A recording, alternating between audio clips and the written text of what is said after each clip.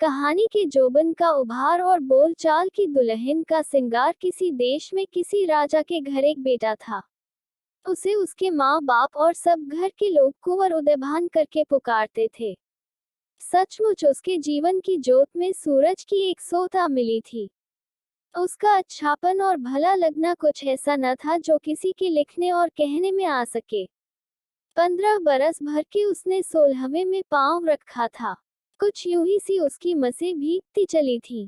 किसी को कुछ न समझता था, पर किसी बात की सोच का घर घाट न पाया था और चाह की नदी का पाट उसने देखा न था। एक दिन हरियाली देखने को अपने घोड़े पर चढ़ के अपने उसी अटखेलने और अलहड़पन के साथ देखता भालता चला जाता था। इतने में एक हिरनी जो उसके सामने आई, तो उसका जी लोटपोट हुआ। उस हिरनी के पीछे सबको छोड़ छाड़ कर घोड़ा फेंका। कोई घोड़ उसको पा सकता था। जब सूरज छिप गया और हिरनी आंखों से ओझल हुई, तब तो ये कुंवर उदयभान भूखा प्यासा उनीदा जम्भाइयां अंगड़ाइयां लेता हक्का बक्का होके लगा आसरा ढूंढने। इतने में कुछ ही कमराइयां देख पड़ी। उधर चल निकला तो क्या देखता है जो 40-50 रंडलियां एक से एक जोबन में अगली झूला डाले हुए पड़ी झूल रही हैं और सावन गातियां हैं। जो ही उन्होंने उसको देखा, तू कौन, तू कौन की चिंगार सी पड़ गई। उन सभी में से एक के साथ उसकी आंख लड़ गई। दोहा अपनी बोली का। कोई कहती थी यह उचक्का है, कोई कहती थी ये पक्का है। वही झूले वाली लाल जोड़ा पहने हुए, जिसको सब रानी केतकी कहते थे, उसके भी जी में उसकी चाह ने घर किया, पर कहने सुनने को बहुत सी नाह नूह की और कहा, इस लग चलने को भला क्या कहते हैं। हक न धक जो तुम झट से टपक पड़े, यह न जाना जो यहाँ रंडियां अपनी झूल रही हैं। अजी तुम जो इस रूप के साथ इस ढब बेधड़क चले आए हो, ठंडी ठंडी छाह चले जाओ। तब कुंवर ने जी मसोस के मलीला खा के कहा, इतनी रुखाइयां न कीजिए। मैं सारे दिन का थका हुआ एक पेड़ की छांव में उसका बचाव करके पड़ रहूंगा। बड़े तड़के धुंधलके में उठकर जिधर को मुंह पड़ेगा चला जाऊंगा। कुछ किसी का लेता देता नहीं। एक हिरनी के पीछे सब लोगों को छोड़ छाड़ कर घोड़ा फेंका था। जब तलक उजियाला रहा, उसी के ध्यान में था। जब अंधेरा छा गया और जी बहुत घबरा गया, इन अमराइयों का आसरा ढूंढ के यहाँ चला आया हूँ। कुछ रोक टोक तो इतनी न थी, जो माथा ठनक जाता और रुका रहता। सिर उठाए हाँफता हुआ चला आया। क्या जानता था जो पद्मिनियां यहाँ पड़ी झूलती पेंगे चढ़ा रही हैं। पर यूं बदी थी, बरसों में भी झूला करूंगा। ये बात सुनकर वह जो लाल जोड़े वाली सबकी सिर धरी थी, उसने कहा, न जी बोलियां ठोलियां न मारो। इनको कह दो जहां जी चाहे अपने पर रहे और जो कुछ खाने को मांगे सो इन्हें पहुंचा दो। घर आए को आज तक किसी ने मार नहीं डाला।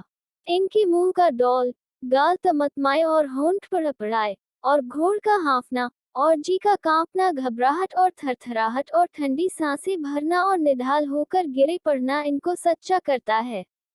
बात बनाई हुई और सचोटी की कोई छिपती, पर हमारे इनके बीच कुछ छोट सी कपड़े लत्ते की कर दो।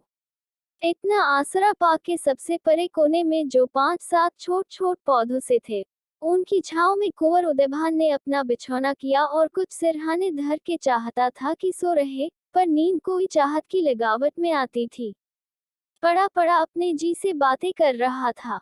इतने में क्या होता है जो रात साए साए बोलने लगी और साथ वालियां सब सो रही। रानी केतकी ने अपनी सहेली मदनबान को जगाकर यूं कहा, अरे ओ तूने कुछ सुना है। मेरा जी उस पर आ गया और किसी डोल से थम नहीं सकता। तू सब मेरे भेदों को जानती है। अब जो होनी हो सो हो, सिर रहता रहे जाता जाए, मैं उसके पास जाती हूँ। तू मेरे साथ चल, पर तेरे पांव पड़ती हूँ, कोई सुनने न पाए। अरे यह मेरा जोड़ा मेरे और उसके बनाने वाले ने मिला दिया। मैं इसीलिए जैसे इन अमरियों में आई थी।